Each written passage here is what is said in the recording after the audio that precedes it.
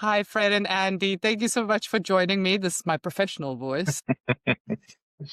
We just said hi just now, but I just want to say hi to the audience. If there's anyone here, please feel free to leave your comments or questions in the chat box and we will get to that. But I'm just going to quickly do an intro and then I'll introduce both of you and then we can start with the questions. Thank you so much for being here so late, both of you, because I think we're on the same time zone, eh? Good. Yeah, no problem. You guys are on the UK. That's right. Yeah. That's the same as Portugal, isn't it? Yes, yeah, it's pretty late, hey. When it's dark, I feel like it's already like midnight here. Well, maybe, from an ADHD to an ADHD, it's maybe good that we mute in between. I'm just kidding. Okay, so welcome to our Divergent discussion. My name is Karla. I'm a psychotherapist, trained as a psychologist, currently doing my PhD here in Portugal, and I'm the clinical lead for Caboose. Caboose is a community and learning platform created for and with neurodivergent individuals. We help organizations and people work better together by bridging understanding between different thinking styles through expert-led, human-centered design and practical micro-learning. Caboose builds awareness, confidence, and practical inclusion strategies for the workplace. I should learn this, but I'm so scared of saying it incorrectly, so I have to read it. This is just a reminder for everybody that has booked tickets or that's registered that we will send a copy of this to you. And also, just like I said earlier, if you have any questions, please just drop them in the comments section and we will try and get to all of it. I'm going to read the bio as well because I also don't want to say it incorrectly. Together, Fred and Andy bring two distinct ways of seeing the workplace, one shaped by performance, outcomes, and commercial realities, the other by support, structure, and lived experience of care. As neurodivergent professionals themselves, Andy is autistic and Fred is an ADHDer. They understand both the challenges of standardized systems and the opportunity that comes from designing with cognitive differences in mind. This sounds awesome, but I'm going to ask you what that means in a little bit. Andy comes from the social care sector, where he's led services that support neurodivergent individuals to live more independently and meaningfully. And Fred brings insight from the corporate world with a background in sales, training, and performance-driven environments.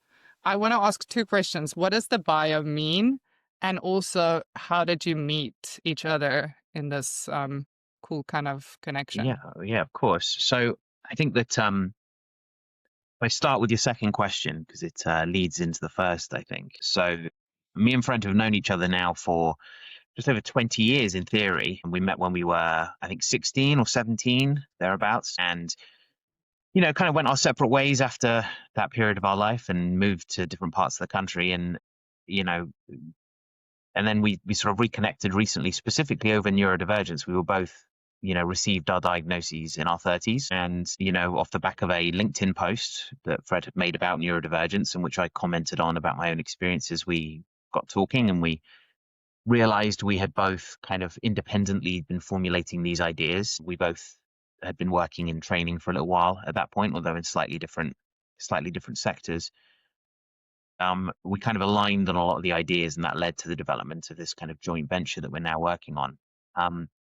And I think that one of the things that we spotted really quickly that felt very important and useful to us was that we were approaching the same problem with two very different perspectives. Having worked in adult social care, my perspective was initially, at least, very much focused on accessibility and inclusion, and it was measures designed to create that within organizations. And, then Fred's, brings this experience from corporate environments and recognized very quickly that in order to make these changes in those kind of environments, you also need to be speaking the language of, outcomes. You need to be identifying concrete outcomes. And those two perspectives kind of work really well together because we can identify that the measures that we talk about, they are going to create more accessible and more inclusive workplaces, but they're also going to create more effective organizations. Having experience from both of those arenas and, from both those backgrounds, I think really cemented that message for us and allows us to speak quite broadly into, a range of different priorities. I really like that because, at Caboose, we're also doing the Neuro Nuggets, which is like psychoeducational videos under 8 minutes. And we're sharing that with corporates, but you have to speak the corporate language. You need to say it or kind of sell it in a way where it is going to show that it's not just helping the employees, but it's helping the entire company. And we can think about it whatever we want, but that's the truth of the Of course. matter is we need to show that it's actually going to make a Yeah, of difference. course. Okay, so I'm going to ask Fred, what does neuroaffirming mean to you in a workplace context? Yeah. Well, following on from what you guys were just saying, it definitely means to us this kind of separation of creating environments that people find easier to thrive at, environments that people find easier to thrive within, and a business being successful. This idea that these are like mutually exclusive ideas, or ideas that kind of compete with one another, that like you have to compromise business success if you start making it easier for people to work at your place of business, for example, or vice versa. We think this is completely wrong and just not true at all. I think that, a truly neuro-affirming workplace is one where it's kind of like you wouldn't really need to even tell anyone that you were autistic or you had ADHD. And not that you wouldn't be open about how you operated differently to other people, but you wouldn't need to like get a doctor's note for, not wanting to sit under a certain type of light, or wanting to start your day at a particular time, or, you wouldn't need to kind of medicalize it. It would just be accepted that different people require different conditions in order to be able to do their best work. And actually, to have a really successful organization, you need all kinds of different people. You don't need widgets. You don't need people that are just kind of all-rounders. In fact, it's impossible for people to be like that. Everybody's naturally good in some areas, naturally less good in other areas. And it's the way that people complement each other, is that chemistry that's actually really powerful for a business, helps you grow a business, helps you make a business better. So these kind of overly standardized work structures, they actually they're put in place with an idea that they propel companies forward, but they don't. They hold companies back. So I think a neuro-affirming workplace is one that recognizes that and takes step to kind of build their company around the people that they have, Yeah, and around the fact that people are different. Yeah. I really like that definition of it because I think that I was speaking to somebody the other day about this, and neuro-inclusive environments are good for everybody. It's not just, it's not, I don't want it to be seen as something that's like, oh, you've got ADHD, let me create this special space for you. And Yeah. it's kind of like a charity case then, and Right. it really isn't needed. I remember when was infuriating, and I'm going to call them out on it, but at the university that I'm doing my PhD at, one of the top professors there I said, but you do know that I have ADHD. And it was because of the way that I apparently was speaking very directly. And she said, well, Karla, if you really want, we can give you extra time for your exams. And I was like, that's not it. I don't need extra time. I just Quite need to be backslide. understood. Yes, it was. I was very annoyed. I was like, that's the last thing I need. I'm always Yeah. first done. But what I do need is for somebody to understand me a bit more, and also just know that this is the way that my brain works. So you can learn from it, because I can teach you how to go faster. And very similarly, Right. I've been to, I've worked in environments before that are clearly, making efforts, are clearly, doing something. But, like for example, I was at a conference once that had clearly made some effort in that they had put earplugs and some sensory tools on desks and stuff. And that was very appreciated, I guess. But that conference then went on to, have a lot of stand up and run around activities, and a lot of like group work, and a lot of role play based activities. And it was incredibly loud and incredibly overwhelming. And it's a perfect example of like, it's not that those efforts are not useful in some way. I mean, I guess, but they're maybe directing the energy into the less useful spaces, right? And if you took some time to learn about how autism and ADHD actually does impact people day to day, you could redirect some of that energy into things that would be far more impactful and have far more, positive outcomes. And I think, to kind of, I guess, bring back to the question, I think one of the really important points for me is that when we talk about inclusivity and, the the most common language is neuro-inclusive, and we have deliberately chosen neuroaffirming instead because, I think inclusivity is really important, but for me, inclusivity is the start, right? When I think about what I want from organizations I work for, I wouldn't say that my goal is to be included, right? That would be, well, yeah, of course I need to be included, right? I want to be let in the door, but that's not what we should be aiming for.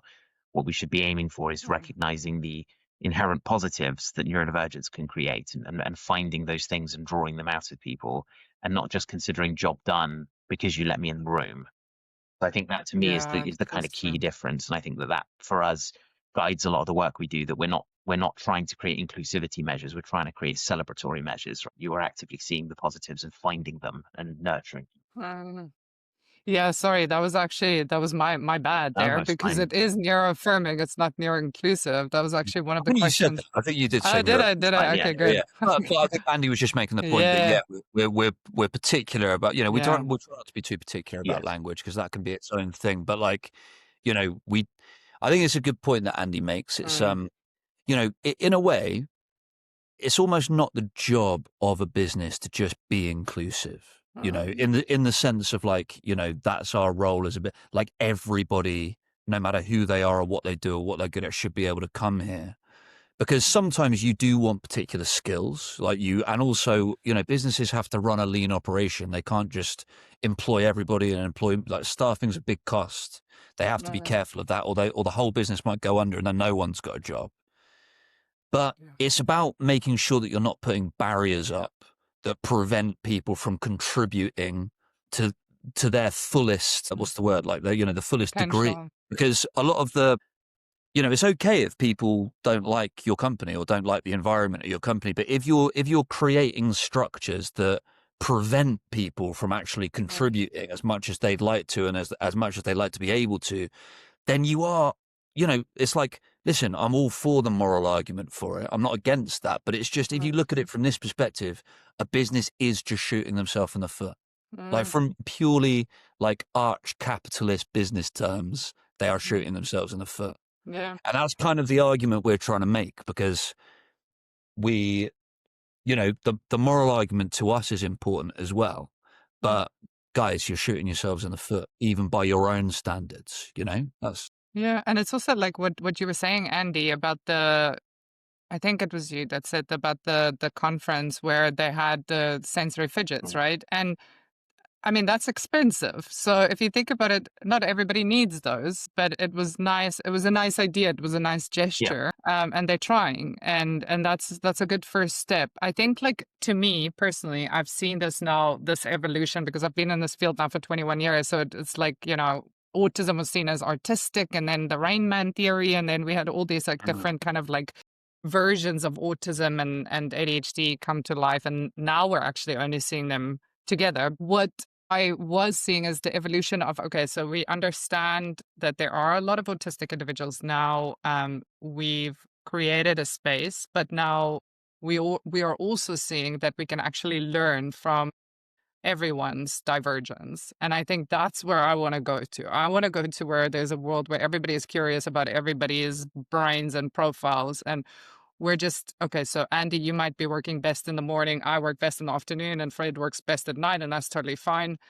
What are some other misconceptions? So we brought up some misconceptions now about neurodivergent employees, but earlier in the conversation. But what are some others that you kind of see throughout your training? I love the name irregular training, by the way. You can Cool. thank Fred for that one. Came up with that. Nice, Fred. I think that I experience some of these misconceptions in a very visceral way because I have two aspects to my work. And one aspect of my work is I'm a health and social care professional, and I deliver training to health and social care organizations, and my autism is not really a part of that. And then another part of my work is very explicitly about my neurodivergence. And, I am introduced first and foremost as an autistic person. And I often, receive a certain degree of surprise that I'm able to speak eloquently. And I receive a certain amount of surprise that I'm able to get up in front of a room and talk to people, and that I'm able to do public speaking. And I don't find that difficult. And that I can be often quite charismatic, and I can be quite social. And I think people are surprised not only by those things, but surprised that I work in a field, or historically I've worked in a field like social care, which is a very person-focused industry where you interact with a lot of people all the time. Mm. Sorry, can Yeah, I of just course. interrupt you here? This is what I do. When I read your bio, there was a bit of stigma because I thought it was the other way Mm, around. understandable. I immediately thought, oh, okay, so Fred is in the social, Yeah, he's got the ADHD, so he's supposed to be in this yeah, in the social focused of area. course. Yeah, And it's okay, really good to that's examine interesting. these things, right? Because we all have our own unconscious bias about this. Even neurodivergent Mm, people hold unconscious bias, mm, right, about neurodivergence, and that's a perfect example of that. And I think that, when you see organizations that exist to provide opportunities or support neurodivergent people, particularly autistic people, into work, quite often when you look at it, it's coding jobs, it's tech jobs, it's mm, AI jobs. And I'm not saying there's no truth to this, right? I can understand why these industries would be attractive to, a lot of autistic people, right? So it's not wrong, but it is incomplete. And, autistic people can mm. do pretty much anything that anyone else can do, right? If the conditions are right and, if it's an interest. And, public speaking has always been very comfortable to me. And I think that that's because of my autism. I've learned to mask. And to me, public speaking is a performance, and I can perform very effectively because I've been doing it, my whole life. So that's the thing I experience the most is that people are surprised that I'm able to be eloquent and speak publicly without, struggling with that. I'm not sure, Fred, do you have any views about ADHD that you've experienced in that regard? Well, I think there is always a kind of classic misconception about ADHD. I mean, it's even in the name of ADHD that it's like attention deficit and disorder. I don't feel like I've got a disorder. I definitely don't think it's attention deficit. If anything, it's like a surfeit of attention. It's just very inaccurate. There's this idea that you're just incapable of focusing on anything, and that's so wrong. Obviously, you know this yourself, Carlo, because you're ADHD too. But you know, if anything, it's not being able to regulate your attention like other people. Sometimes you have insane amounts of attention and focus for something, and then other things you just have no interest in. So it's more to do with the regulation of attention. And I think people, yeah, it's kind of jumping on what Andy's saying. It's this idea that it is something that is deserving of like sympathy, a little bit like that teacher, the lecturer that was talking to you about trying to give you extra time. It's not that everybody experiences difficulties in life, but it's not like, for me, it's not a disorder. It's like I know it's really cheesy to say superpower, but it's just like all of the things that I'm good at come from the way that my brain is. Someone else has decided that the name for that is attention deficit hyperactivity disorder, but it's not a weakness, it's not a disorder, it's not something that holds me back, it's something that propels me forward. Yeah. And I think that's the same with autistic people. It's the same with dyslexic people. There might be some issues, but there's loads of opportunities that come from it as well. I think what Andy said was just the environment needs to be right, and that's the same for me. My attention is definitely detail oriented and interest based. So I love what I do, and I've created a career out of it, so I do what I love every day, all day long. But when I go to a dinner party and they talk about makeup, for example, I just want to fall asleep, and I will find a reason to get out of that conversation. So I think it's definitely not a deficit. I think it's actually too much attention. Yeah, it's like I need to Yeah. have less attention. Yeah. I I just want to observe that, chill out in sometimes. our work, Yeah. right? You see, when we're working on something, one of the greatest strengths that Fred brings to the work that we do is the focus on the things that are important. In that, you want to get everything perfect. You want to make sure that everything's exactly how it needs to be and is the best possible version of it. Whereas I'm much more prone to, well, it's good enough. Let's move on. And that isn't a deficit of attention, right? That is a surplus of attention. That is, that attention is focused on something you care about and you're interested in, and therefore you find, oceans of attention, right? And that personally But isn't it's my also deficit. really important that you're able to bring that to the table as well. It's balance, isn't it? That, To move on. complementing each other, because otherwise I'd never ship anything. Andy's the guy that enables stuff to get shipped, So yeah, that's good. among many other things. That's awesome. I like that we can reframe it into like a attention surplus Yeah. profile. We can maybe reframe it a little bit. I know that we should talk about the unintentionally creating barriers for neurodivergent staff. If you have seen workplaces do this, and how have you seen workplaces do this? I tend to think that the vast majority of barriers are unintentional. I tend to think that, like, if I think about my career, I've definitely faced some barriers that felt thoughtless, right? Or that felt not deliberate so much as just thoughtless, right? But I think that the vast majority of barriers that I faced in my life have been brought about because somebody doesn't understand that it's a barrier, right? Doesn't recognize that that thing is challenging, and are often incredibly well intentioned, but are missing the point. And just for me, just something as simple as fluorescent lights could really affect my productivity. But the truth is that neurotypical people don't feel that. They don't feel it. They don't see it. So why would they ever think to adjust it or fix it? And, I tend to think that, when we're doing this work and we're speaking to organizations, like, a huge chunk of that work is not telling them what to do. It is pointing out the barriers, right? It's just making them aware of them and letting them figure out how they're going to fix it in their context, but just drawing attention to them. So to me, I don't know what your thoughts are on this, Fred, but to me, like 90% of the barriers I've experienced have been invisible almost to everyone except autistic people and unintentional. Yeah, I agree. I think that a lot of the time organizations are trying to bring kind of certainty and predictability to like the growth and the operations of their company. And I'm not saying that that's like, you shouldn't ever even try and do that a little bit, but I think that, things are to a certain extent inherently uncertain and inherently unpredictable. And a lot of the time what organizations are doing is they're going like, right, those things that aren't going well, okay, so that person who's performing really badly there, let's try and create systems that prevent low performance, that prevent the kind of troughs of performance, if you like, kind of wrestle it under control. But what happens is they just kind of, it's like trying to minimize variation like you would in a factory.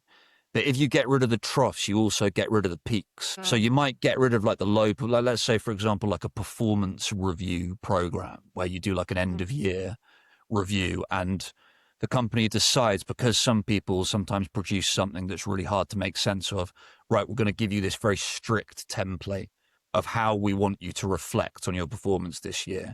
Like, tell us how you adhered to the values of the company, or give me one example of when you measurably drove impact for the, those kind of prompts. So everybody then has to operate within that structure, which is kind of stressful for some people anyway, because they're like, oh my God, how the hell do I answer this question? Like, my tendency is to be honest, but I don't know how to answer this question in a way that might not like jeopardize my career in some way. So it kind of, by not being willing to tolerate kind of messiness and people doing things in different ways, having to like organize that after the fact and make sense of it, you end up like just forcing everybody to be quite mediocre in that particular situation. And I think that is often the case at organizations. It's like we put systems in place to minimize variability and stop lower performance, but it actually acts as a straitjacket to a lot of people as well. Yeah, and it's missing the point, right? Because as a therapist, most of my clients are, well, all of my clients are neurodivergent, and they all stress about these performance reviews. Yeah, totally. The ones that have them, because they're like, how do I answer those? I've done so many performance reviews with my clients because yes, like you said, they want to be really honest. But how do you answer a question that is, first of all, it's super abstract? And they, like my clients are going to say, no, like that, they don't feel like they've done their utmost best every single day because and then that's going to jeopardize how they receive feedback, or they receive negative feedback and they kind of like lean into that, especially women, especially, well, I mean, I'm kind of like focusing on ADHD women, right? So, and one Mm, of the things that I focus on a lot is rejection sensitivity dysphoria. mm, And we have so much, and I mean, this is for men and all genders true, but mm, for women, we don't show it. So we're like, okay, well, we're just going to take this advice, and then they hyperfixate and we hyperfixate mm, on this like one negative thing. And it's mm, that's the normal thing to do is saying something positive, the positive sandwich, positive, negative, mm, positive, and we're mm. just it's horrible. Of I course. think if that was just And personalized, this is such the a good example of feedback. a really Yeah. like, one of these invisible barriers, right? Because it's really Mm, hard to explain to somebody who hasn't experienced rejection sensitivity just how intense it is, and just how much it will yeah, steer your decision making, and just how much you will avoid situations because of the risk of it. yeah, And also, when you're thinking about like performance reviews, it's really hard to explain to somebody that I don't know how to answer these questions, because to mm, neurotypical people, these questions are incredibly obvious. They know that they're going to lie on yeah, some of them, right? They just know what's yeah. expected of them. Mm. Or the interview Of process is course, the same of thing. course, It's like we just we lie. just all lie, No, like don't do and that. so it's like you Yeah. create these barriers, Yeah. and they don't even realize they exist, right? They don't even know they're there.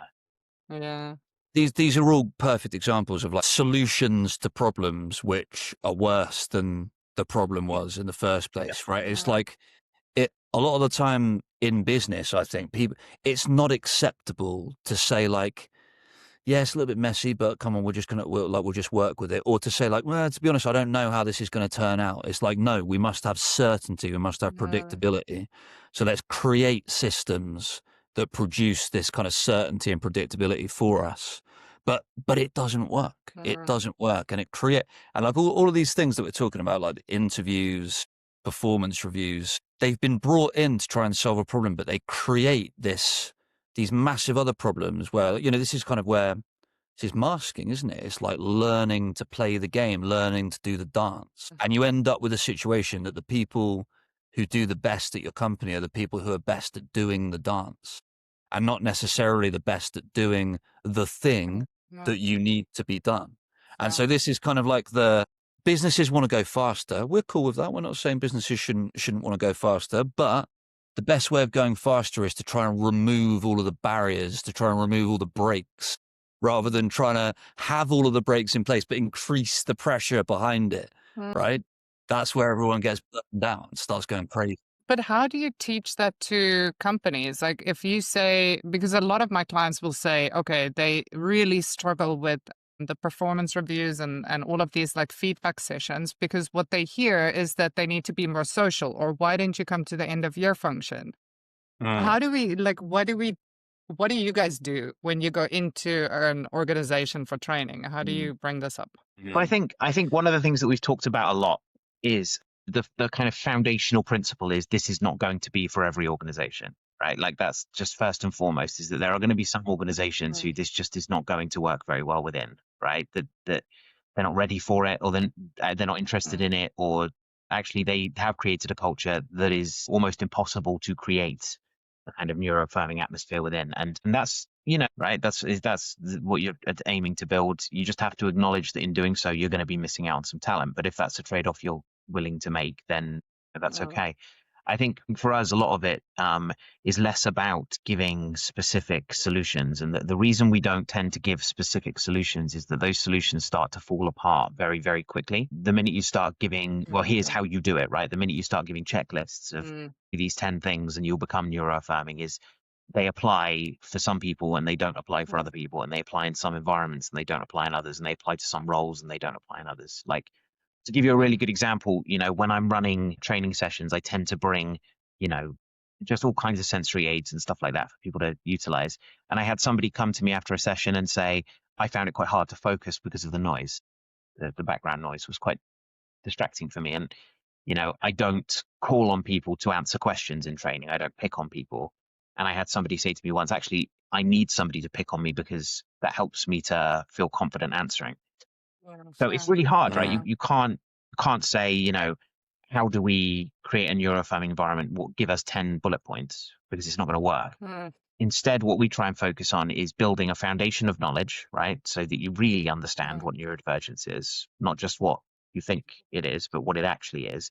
You build an understanding of the real implications of that day to day. So instead of saying, autistic people can struggle with non-literal communication, you give concrete work-based examples of what that means, right? Very specific. And then you help organizations to understand how those things might be showing up in their specific environment with their specific teams and their specific settings. And then you co-create solutions to that are specific to that organization. So we can do co-creation with organizations where we actually go through the active process with them in the room of unpicking this. But a lot of the time, what organizations want is actually just help us to understand, and then we can apply that in a range of different environments. It's kind of like I'm going to use the analogy of therapy because you brought it up. It's like, you can't just go in and solve someone's problems. Like if someone comes to you and they're, they've probably got a complex web of different issues, right? You can't just go in and say, okay, I've worked it out, do this, right? They might do it and it might have a positive effect for a couple of days or something, but then they'll just go back to their old ways of doing it. And also, like, I'm going to a slightly different type of therapy, but like massage therapy, sometimes people want to come in and they're like, oh, I need to be beaten up. I feel like I need someone to get their elbow right in my back. But actually, the best way of doing it is to kind of like find those knots and like work with them a little bit, not try and like bash them out, but kind of understand them, work with them, because otherwise there's not going to be any like lasting change. Like those barriers, even though they shouldn't be there, they have occurred for a reason, Someone didn't just slap them down there and go like, right, we're doing that. It might feel like that sometimes, but they've occurred in response to a problem. That problem happened because of another problem. So you've kind of got to understand why that barrier is there in the first place. What's making it be there? Because you can remove it, but the forces that put it there in the first place will put it back, Exactly. So yeah, it's like, it sometimes sounds like we're kind of going like, well, we don't actually know how to do it, but we really need the intent of the organization. I think like if you think about a massive, complex, convoluted organization, the bullshit, if you don't mind me calling it that, it's almost become the business itself. Like, if you took that away, the business wouldn't be there anymore. You can't, it's like, you can't take away the load bearing pole. Do you know what I mean? Everything is going to crumble around it. So I think that the best way of doing it is, we work with smaller businesses, but also at a larger business, you start with one team. Let's really understand what this person over here might struggle with, but what they could also bring to the table. And rather than focus on minimizing the friction that they bring, let's focus on maximizing the good stuff that they bring and see what happens. Yeah. What you will often see is things magically, aren't so bad. 100%. Yeah. The thing is that, like, if somebody were to come to us and say, give us a long list of workplace adjustments that would be useful for neurodivergent people, we can reel them off, right? We've got a whole thing. We've got a whole tool. We can pull out the bag, reel a bunch of them off. They're going to be very useful. They're interesting things. But for us, it's much more important and interesting to create the impetus, to create the motivation, and to then give people the overall set of tools that they need. And what, exactly like Fred said, what you tend to find then is organizations, once they get it, once they understand not just really what the diversity of thought across the whole population looks like, but also really understand the barriers, right? And get that in their mind, what these barriers are, they will go and fix them, because the fixes are not complicated. They're easy. Yeah. You just have to get people around the table and signed up. Yeah, I think if people see like what it could lead to, that's when you get 100%. The win. I really like your answer. It wasn't a test, don't worry. But I do want to say that the this divergent discussion should actually be a Neuro Nugget. I think like you guys should definitely do Neuro Nuggets for Caboose. Because that's you've got some videos. We do some more. Oh, nice. Oh, we should do more actually, because these kind of conversations are the ones that we want to send more to the employers, and then them just hearing, okay, all right, so it's not the biggest thing, it's not going to cost us all of this money. We say that I think it's about removing, right? It's not about adding a lot of the time. It's about removing. And sometimes people don't trust that. Yeah. Sometimes people are like, what? It's not going to cost, 30 grand and involve like a 6-month consultation project. Well, it probably isn't going to work then, but yeah, actually it can be very simple. Yeah, but I think also like just with the evidence, like you were saying, with the smaller team, showed that it works, and then they can see, okay, this team is actually working a lot better. They're happier, they're more productive. What about the employees themselves? So I work with a lot of employees that are in bigger organizations too, and some of them do have this kind of like checkbox exercises that you were talking about, and they said, okay, well, we're neuro inclusive or neuro. They're not using affirming yet, and they even have like a group that they can go to, like the neurodivergent group. But what advice could you give to neurodivergent individuals or employees that are in companies where the culture isn't there yet?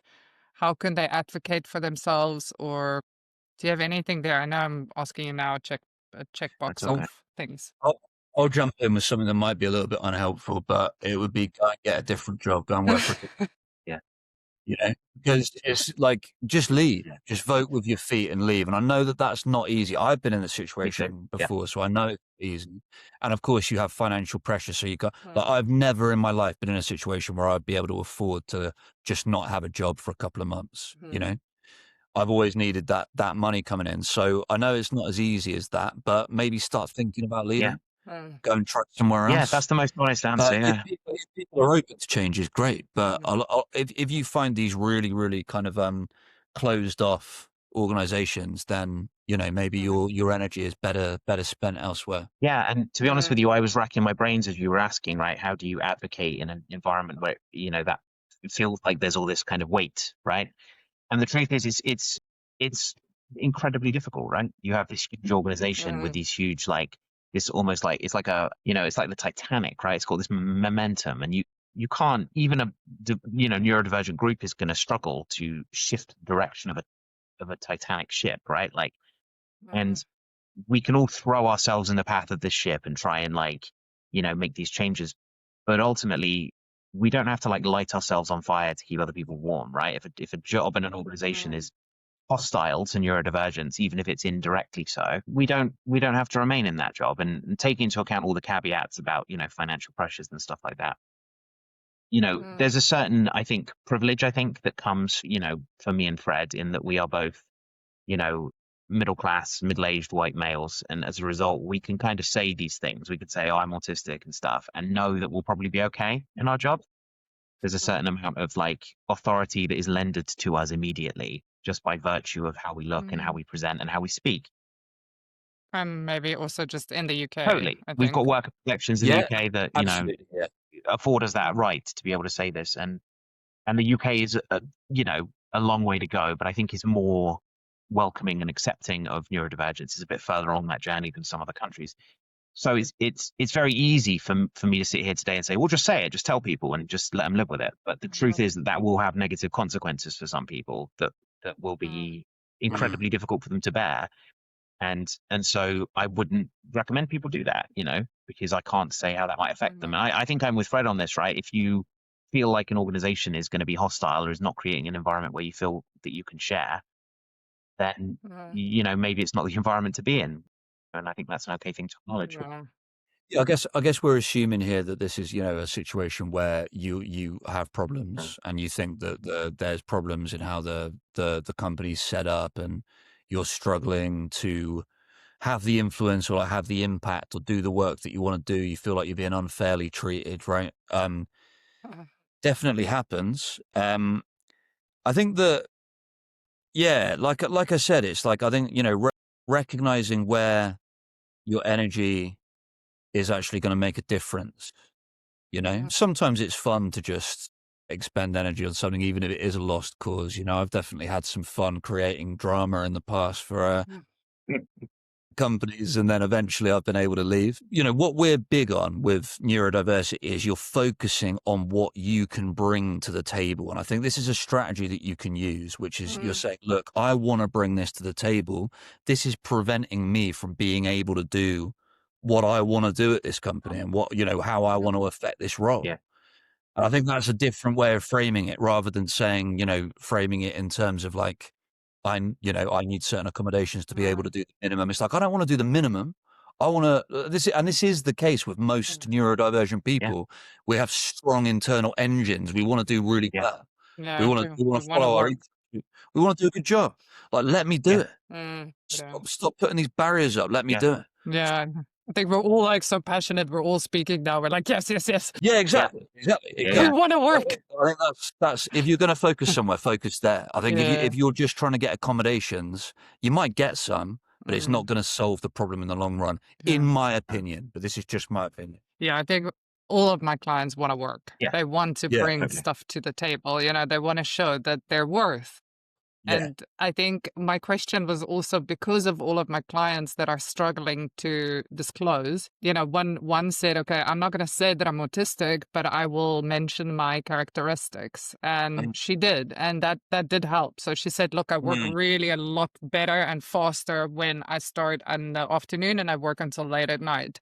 And she received that accommodation. So I think also like to feel psychologically safe is obviously the number one thing that we need to work towards. And isn't that interesting though, that like if you were to within a business say, you know, I work best with clear communication, you know, with like just speak to me directly and I'll make sure things are done. That would be like brilliant, assertive, great, love that within an organization. But if you say I'm autistic and I need clear communication, immediately people feel, it's like, okay. Yeah. You know, even though technically speaking and practically speaking, it's the exact same thing that you're asking for, right? Yeah, that's how a lot of times how I would suggest to open up and disclose with family members, because it's also a very emotional connection there. So I would say, okay, we'll start with the characteristics. And then later on, if you feel like, okay, now I can open up with my diagnosis, then you can. But, you know, some people are a little bit more closed-minded. I think the idea is educating and just asking for what is needed to optimize and be more productive, and then everybody is happy. I am going to ask you about how can teams intentionally design communication norms that work for diverse minds? I think that I think that one of the things that we talk about is creating default ways of working, right? So almost stripping neurodivergence out of the conversation, right? And just talking about creating default ways of working. And so one of the ways that we can do that is by default gathering information about communication preferences within teams. And that's not to say we'll always be perfect at this, right? Like, I think something that's really important to state is that in the same way as it's really hard for me to communicate non-literally, it's also very, very hard for neurotypical people to communicate literally, right? Like, there's no right way of doing this. There's just differences. And therefore, when, you know, if I go to an organization and say, hey, here's the ways I like to communicate, I have to expect that sometimes they're not going to get that right, that sometimes they're going to forget or miss things. And that's fine, right? That has to be okay. But if you by default aim to understand the kind of cognitive profile of your teams and build that into your communication, regardless of neurodivergence, right? Like you said earlier, neurodivergence is part of this, but just with a natural curiosity about like, how do I get the best out of everybody, regardless of their cognitive profile? How do I understand the map of my team? Like, what does my team look like? And then adjust communication just by default, rather than seeing it as something you're doing just for your neurodivergent employees. I think that that's stage one. And then I think stage two is a very sensible focus on clarity, right? And I know that this is well spoken about in the neurodivergence world, but that's because it feels so glaringly obvious to us that if you want the best out of people in general, it makes the most sense to tell them what you want exactly and when you want it. So don't you find that difficult in the UK? Yeah. Because I find in the UK, look, I'm South African, right? So we're very direct. So I've got ADHD. Yeah. When I go to the UK, I'm just like, but what does that mean? Do you like it or not? Like, I think the UK is it's like, uniquely sounds very difficult, like interesting. uniquely difficult to be autistic in the UK because we have such a non-direct communication style. It's really And everything is like, everything feels to me like I think they like it. Yeah. I'm not sure, but there's definitely not a no. Yeah. So, Yeah. tricky. I know what you mean. Yeah, 100%. It is kind of like that. Yeah, it is kind of like that. So how do you like? What do you just like tell them? Look, you need to tick the box, yes or no, maybe you don't like it. Yeah, I mean, But I mean, I think like in the UK, like if you've grown up in the UK, you're kind of used to it and you know what people mean. You know when someone Okay. says, "Yeah, it wasn't too bad." That was They really bad. absolutely terrible. yeah, Yeah, it's awful, yeah. but but to kind of bring it back to this point, I think that when you think about communication, it's kind of building off what Andy was saying. You're not going to solve it. You can't solve communication. You can't Yeah. create some situation where there is never a communication breakdown or people don't understand each other. Yeah. You have a group of people who communicate differently.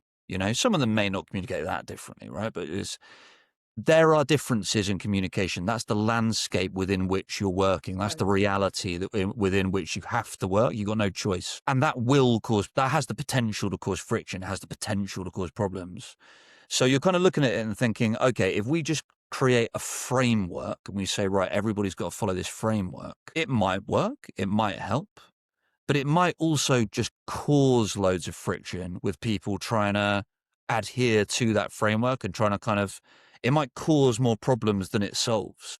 So it's kind of like, look, there is going to be friction. Where do you want the friction to be? Do you want the friction in like everybody's struggling to kind of conform to this system? Maybe. I'm not saying you don't. Maybe that is what you want. On the other hand, there might just be friction that you have to kind of monitor. You have to adjust. You have to adapt. You have to see how it's working. It might be messy sometimes. There might be friction that you have to kind of solve in the moment, right? You might not always get it right, but maybe that friction is preferable to the other friction. So it's like, don't just automatically assume that the clean version is free of friction, because it isn't. It's got loads and loads of friction in it. I just want rules. That's why my therapist wants to diagnose me as an ADHD. I'm just want like, Me too. you need to Yeah. tick the box. This is what you meant. Yeah. Like yes, no, Yeah. maybe.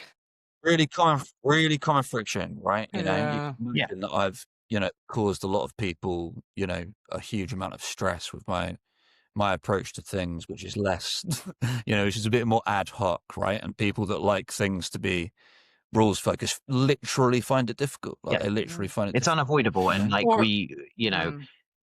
I think it's really important that we acknowledge this, that this is just the reality that like no matter what you try and create, there will be friction. And it's not about eliminating friction. It's about eliminating unnecessary or unproductive friction.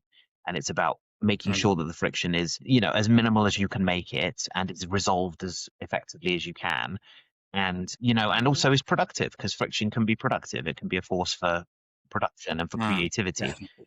So when we work with organizations, one of the things we're really keen to express to them is that we're not going to come in and remove all of the friction here. We're just going to help you to understand it a little bit better and maybe adjust the way that you communicate on a micro level, one-to-one, and maybe in some of your policies. But, it's more about becoming comfortable with friction than it is about eliminating it.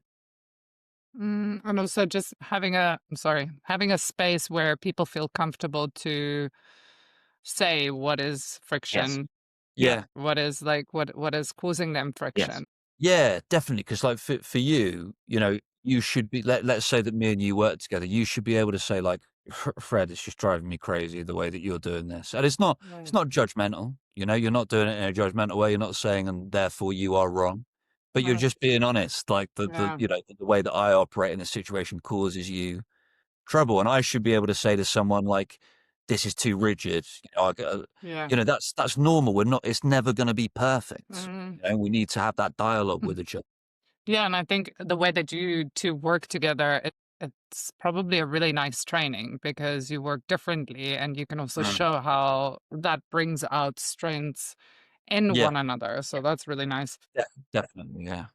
I want to ask, I've got a couple more questions. How can businesses measure whether they're actually being neuroaffirming, not just saying that they are? Can they measure this, or is it just kind of like Good the question. people? I don't know.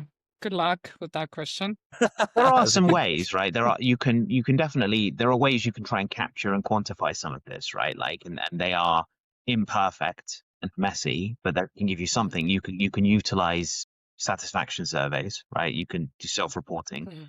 The people report like, how they felt before versus how they felt after, and, what kind of measures were most important and stuff like that. And You can also find some indirect, tools, which again are imperfect, but might form part of a picture, like retention rates and reporting rates, right? Like that's a really big one. Is if you start this process thinking you have 2 neurodivergent employees and you end it knowing you have 15, that's probably a pretty good sign, right? That something is working. Mm.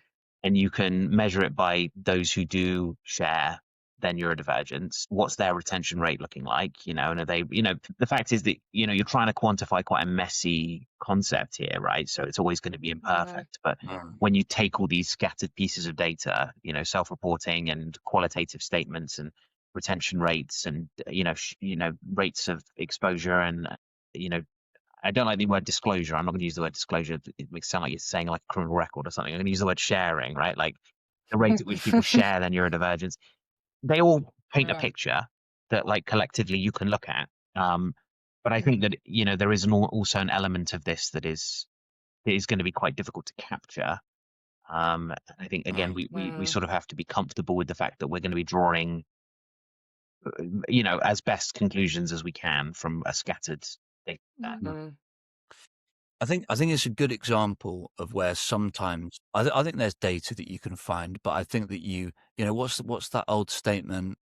Not everything that counts can be counted, and not everything that can be counted counts. It's like you have to understand that there's going to be some stuff that you can't quantify, but you need to take it into account. I think one of those things is people constantly bitching and moaning. If that is true, something's wrong. Something's wrong somewhere, and it might be that you think that. It's like, okay, well, it's a hard job that we do. People need to do that. They need to blow off steam. Or it might be that would be massively missing something, So it's like things like that. You can't expect them to be able to put on like a Google sheet or a spreadsheet or something. Like you need to pay attention to that kind of stuff, I feel I have to just go back to something, right? Just very briefly. We were talking about like differences and like, like I might not like rules, someone else needs rules. But actually, to use me and Andy as an example, often the person that doesn't like rules does actually also need rules. Yeah, this is very The true. person that loves rules needs to kind of loosen up sometimes. 100%. This is this perfect example of like how,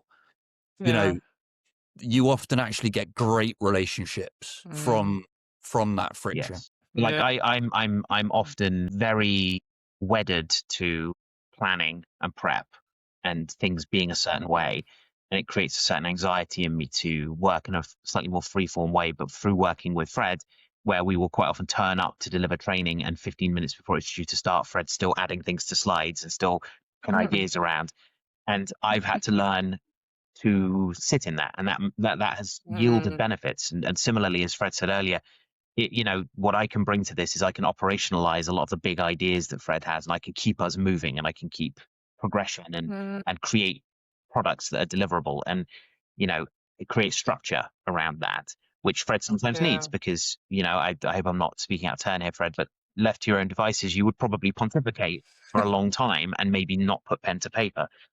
And yeah, I think that he probably would have missed this call today. Yeah, 100%. You don't know how true that is. Like a minute late. You said that you were going to be a minute late. No, do you know, I really like this because, like I said earlier, maybe before the call, that my ex is autistic. And when I was with him, I was very structured. I loved staying at home. I loved going to bed at the same time, not going to crowded places. Like I became quite autistic myself because I was like, okay, well, I like this because it's good for my sensory system, but it didn't challenge me. So now that, like I'm more free, I go out with my friends and I'm getting pushed out of my comfort zone, and I'm actually learning and experiencing so much more. Now, I'm not saying do it up to the point where you're feeling unsafe, but I think we can all learn from one another. And it's not just autism and ADHD. I think it's like, dyslexia, it's everyone. It's everybody's profile. A more anxious person can teach us to be a bit more cautious, us ADHDers. Yeah. A more depressed person can be, or a low mood person can teach us how to look at things a little bit more deeper. And, being more mindful about things. And there's so many different things that we can learn from people around. 100%. This idea of looking for the productive, positive, good bits. There always will be. There's always light and shade, isn't there? There's always something which causes problems and always something that's good. And when you look for it and you try and magnify that rather than try and kind of account for or minimize the bad side of things, I think you go further and I think you go faster. And I think everybody has a better time doing it. Yeah, exactly. We wanna be connected. Yeah. Yeah, 100%. Yeah, and also just on that, I did also learn a lot from my ex, being more structured and just Right. like finishing things, not just like thinking about all these new ideas. So yes, I definitely think I want to quickly end up with two quick questions. So this is on the lighter note. What's one neurodivergent life hack you swear by at work? Either or both. Go on, I'll let you All right. start, Andy. For me, it is before I felt comfortable using sensory tools at work, I found that there's a whole plethora of office stationery that does a very similar thing. Blue tack and Right, pens to true. click and Yes. twiddle, and they're essentially just No, like professionally acceptable fidget toys, right? Like Yeah, I've got all of these these ones that they don't look like fidget toys, and they're not really because they've got like other uses. Like this is a bookmark, but it's also rubber very good bands, fidget. blue tack, clicky pens. They're all nice. just socially acceptable fidget toys. That's my life hack. Yeah. That's very cool. Yeah. I honestly don't know what I can't. I'm sure there's loads of different things that I do. I mean, I've got this little, I've got a little clock which is I can't remember what it's called, but it's like a visual hour timer. Nice. So you go like that, and it clicks down like that. So it's a very visual representation of time. Yeah, that's good. This for is good, identity. firstly, for keeping me on track, 'cause I do a lot of online trainings, but also it's good for creating fake urgency so that I get something done. Yeah, nice. Rather Awesome.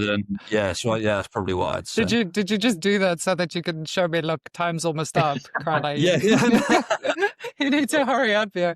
No, okay, so mine is definitely it's similar to yours, Andy, where I would sit in sessions and I would notice my nervous system is getting more agitated, and I can't just in front of a client say, "Look, I'm anxious," because I need to be the one that helps or supports or regulates. So I would do a lot of like Eastern philosophy, like pressure points. So I would just sit here and doing like pressure, I guess, like just massaging all my pressure points, like under my feet, even because nobody can see when I'm sitting here. And it really helps me. And then just kind of like Loves telling it. myself, okay, just sit, like breathe out. I've got it, even like the sign saying, breathe out. Don't know if you could see this. Yeah. Nice. Yeah. Just these visuals. I really like that about the pressure. I'm going to look into that as well. That sounds, Yeah, it's really relaxing. So I don't have my headaches anymore. Okay, we've got a minute left. I've got one more question. If you could redesign one corporate norm forever, meeting, emails, office layouts, what would you abolish? That's such a hectic word. There couldn't be a more obvious answer to me, and that's fluorescent lights. Yes, of course. Yeah, we know this. Temple Grandin said this too. You can hear it, right? It's atrocious, and like we wouldn't sit at home with bright blue fluorescent lights over us and expect to feel comfortable and productive, and yet we go to work and blast blue light into our eyes all day from screens and overhead lights and doctors' of course. appointments. And what you find is the minute in an office you turn those lights off, everybody goes, "Oh, so much better." So much better. Yeah. So fluorescent At university too, we have that too. We have at university, they were showing us awe-inspired videos with the fluorescent light on. I'm like, you're hurting me. Yeah. Oh wait, I have a one roller fidget. Laura said something. Sorry, I'm afraid I'm gonna ask you now, but Laura said I have a one roller fidget. It's like two little rollers in my hand. Oh, that's cool. Great. And then love those rollers. Yeah, that's me. Fred, do you have anything that you would abolish? I'm just gonna say that word. Yeah, well, the thing that springs to mind is I come from the sales world, and I would abolish sales forecasts. But I think that forecasts kind of goes wider than just sales as well. I think forecasts are the source of a lot of ill. It's basically people can't deal with not knowing what's going to happen, so they get everyone to pretend that they know what's going to happen. And nobody really knows what's going to happen. Yeah. So you just kind of get into this world of dancing around and pretending that things are going to go a certain way, and then they don't. And people wonder why. Yeah, I think I would probably say the performance reviews for me. It's like, why don't Yeah. we just have a conversation about like what do you feel like you want to do more of? Where do you feel like your strengths are? Where do you need support in, or what do you not like? Like, if somebody could just tell me what do you dislike, I will help you with it, and then you can focus on the bigger ideas that you love. Yeah. I mean, I don't like cooking. If somebody can cook for me, that's wonderful, and then I could just focus on my passion. Anyways, okay, I'm so sorry I went over time, like always. Okay. No problem. It's been a pleasure. First of all, I want to thank both of you for being here so late. I want to thank the audience for being here and the comments.